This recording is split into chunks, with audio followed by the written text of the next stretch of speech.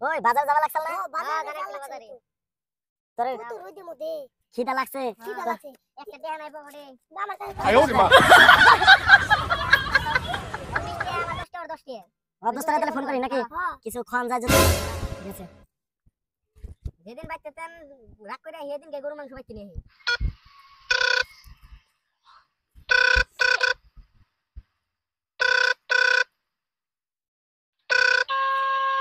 আসসালামু আলাইকুম দোস্ত। ওয়ালাইকুম আসসালাম ভালো আছেন? হ্যাঁ ভালো আছি তুমি কেমন আছো আল্লাহ রাখছে ভালো, আলহামদুলিল্লাহ। হ্যাঁ ভালো আছো না জি। আচ্ছা তুমি কার সঙ্গে আছো যে আমাদের বন্ধুর সাথে আপনার লাগে অপেক্ষা ওই করেছে। মাদার চোরের সঙ্গে ওই মাদার চোরটা এতই হারামজাদা ওই শুয়োরের বাচ্চা ওই লটির বাচ্চা no no no ওই হারামজাদার আমি সামনে পাইলে একটা এমন একটা চটকানি মারবো শালা মাদার চোদ তাই বুঝি?